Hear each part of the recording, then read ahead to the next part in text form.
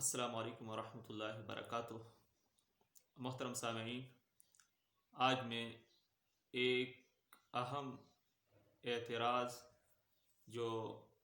غیر مسلموں کی طرف سے مسلمانوں پر کی جاتے ہیں اور مسلمانوں کے اذہان اور قلوب کے اندر ایک شبہہ ڈالا جاتا ہے کہ دیکھیے کہ اللہ کے نزدیک ہم زیادہ محبوب ہے اور اللہ تعالیٰ کو زیادہ ہم لوگ ہی پسندیدہ ہے، یہودی ہے یا عیسائی ہے، کیونکہ ان کے ہاں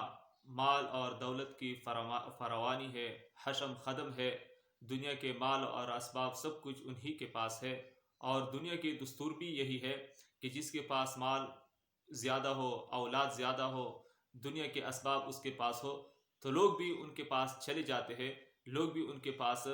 یعنی اپنی خدمات، اپنی ضروریات ان سے پوری کرنے کے لیے کوشش کرتے ہیں کہ ہماری ان کے ساتھ ملاقات ہو جائے، ان سے تعلق بن جائے۔ تو دنیا کے سلسلے کے لحاظ سے بھی یہی ہے اور عرف کا بھی یہی ہے کہ ان لوگوں کے لوگ ان کو ایک اچھے نظر سے دیکھتے ہیں۔ اس سے معلوم ہوتا ہے کہ ہم ہی اللہ تعالیٰ کو زیادہ محبوب ہے، اگرچہ ہم یہودی ہے یا عیسائی ہے۔ تو اسی شبہ کو مسلمانوں کے اذہان اور قلوب میں ڈالتے ہیں، اس لیے جو کمزور مسلمان ہوتے ہیں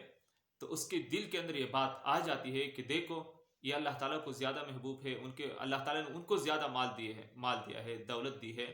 اگر اللہ تعالیٰ کو ہم ہی زیادہ محبوب ہو جاتے تو ہمیں زیادہ ہی مال اور دولت اور حشم حدم اولاد زیادہ دیتے، لیکن اس طرح نہیں ہے، بلکہ اس کے برعکس ہے۔ تو مسلمانوں کے دل اور قلوب اور اذہان کے اندر یہ شبہ ڈالا جاتا ہے۔ یاد رکھیے کہ اللہ کے نزدیک محبوبیت کا معیار مال، دولت، حشم خدم اولاد نہیں ہے، بلکہ ایمان اور اسلام ہے، اور اسی کو قرآن ہی کے ذریعے سے جواب دیتے ہیں، اور اسی سے اللہ رب العزت سورہ مریم میں فرماتے ہیں آیت نمبر 73 میں، اور انہی کا ایک شبہ بھی نقل کیا جاتا ہے انہی الفاظ کے اندر، اور پھر اس کا جواب ہی اللہ تعالیٰ دیتے ہیں۔ شبہ تو یہی ہے کہ کافر لوگ مسلمانوں سے کہتے ہیں کہ دیکھو ہمارے پاس نمود اور نمائش، مال اور اولاد سب کچھ ہے تو ہم اللہ تعالیٰ کی زیادہ ہی محبوب ہے۔ تو اللہ تعالیٰ ان کا جواب الزامی جواب دیتے ہیں کہ دیکھو آپ سے پہلے لوگ گزر گئے، ان کے پاس مال و دولت تھی، قارون کی حالت کو آپ دیکھ لے، نمرود کی حالت کو آپ دیکھ لے، تو کیا یہ اللہ تعالیٰ کو محبوب تھے؟ مال حدم سب کچھ ان کے پاس تھے، لیکن ان کی کوئی حیثیت نہیں تھی۔ یہ معیار نہیں ہے کہ کسی کے پاس مال و دولت ہو۔ قارون کو آپ دیکھ لے، ابن کثیر نے لکھا ہے کہ اس کا اپنا نام ہی منور تھا،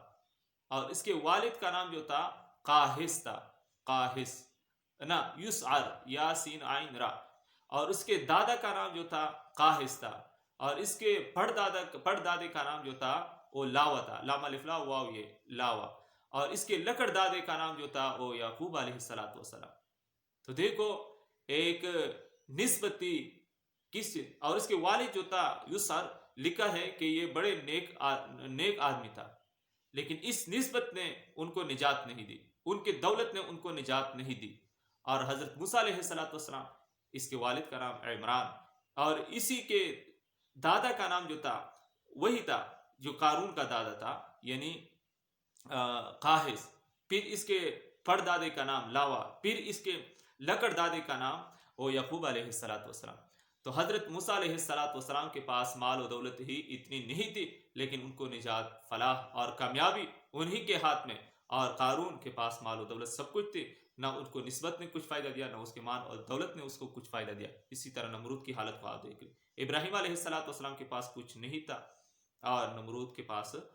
سب کچھ، لیکن وہ کامیاب نہیں ہوا، اور یہ حضرت ابراہیم علیہ السلام کا میں۔ تو کامیابی کا راز جو مضمر ہے وہ ایمان کی دولت ہے، اسلام کی دولت ہے، اور یہ معیار نہیں ہے کہ کسی کے پاس مال و دولت زیادہ ہو۔ اس ترجمہ کرتے ہیں ساتھ ساتھ تو قرآن پاک کے زبانی آپ سنیں، وَإِذَا أَعُوذُ بِاللَّهِ مِنَ الشَّيْطَانِ الرَّجِيمِ وَإِذَا تُتْلَىٰ عَلَيْهِمْ آيَاتُنَا، جب پڑھی جاتی ہے ان پر ہماری آیات بینات واضح، قال الذین کفروا، تو کافر لوگ کہتے ہیں، للذین آمنوا، مومنوں سے، ای الفریقین، کہ دو فریقوں میں سے کون سی فریق، کون سا گروہ، خیر زیادہ بہتر ہے، مقام کے اعتبار سے، جگہ کے اعتبار سے، واحسن نتیجہ، اور مجلس کے اعتبار سے،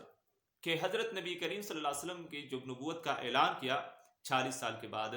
تو اس کی جو مجلس تھی وہ انتہائی کمزور تھے، اس کے اندر غلام تھے، اس کے اندر غریب لوگ تھے، اور پھر جو کافروں کی مجلس سے بڑی بڑی پڑے ہوئے تھے ان کے اندر مالدار لوگ تھے، زیادہ لوگ تھے، تو یہ تانے دیتے کہ آپ اپنی مجلس کو دیکھو اور ہماری مجالس کو دیکھو. تو یہ کافر لوگ مسلمانوں سے یہی شکوہ کرتے،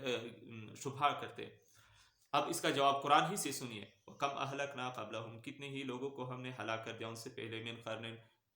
اس سے پہلی جماعتیں، پہلی زمانے میں، ہم احسن، وہ ہی زیادہ احسن تھے، بہترین تھے، اساساً سامان کے اعتبار سے، دنیا کے اعتبار سے، ورئین اور نمود اور نمائش کے اعتبار سے، رعا یرا من دیکھنا، کتاب و تکدل و خبہ کارد، تو دونوں لحاظ سے اچھے تھے لیکن ہلاک ہوئے. قل من کان فی الضلالۃ، آپ فرما دیجئے جو بھٹکتا ہو یا گمراہی میں ہو، فلیمدد لہ الرحمن مدا، تو اللہ تعالیٰ ان کے لیے کھینچ دیتا ہے، یعنی مہلت دیتا ہے، مدن بہت زیادہ، حتی اذا رأوا ما یوعدون، یہاں تک کہ وہ دیکھ لے ما یوعدون جس کا ان کے ساتھ وعدہ کیا گیا تھا، اما العذاب یا عذاب کو دیکھ لے، و اما الساعة یا قیامت کو، فسیعلمون پس وان قریب جان لیں گے، من ہوا شر مکانا، کہ کون زیادہ تھا بدترین مکان کے اعتبار سے، واضاف، اور کون زیادہ کمزور تھا، جندن کمزور گروہ کے اعتبار سے، فوج کے اعتبار سے، افراد کے اعتبار سے. وَيَزِيدُ اللَّهُ الَّذِينَ اهْتَدَوْا، اور اللہ تعالیٰ زیادہ کر لے گا ان لوگوں کی جو ہدایت یافتہ ہیں، ہدن، ہدایت کو، یعنی ہدایت ان کا اور بھی بڑھ جائے گی.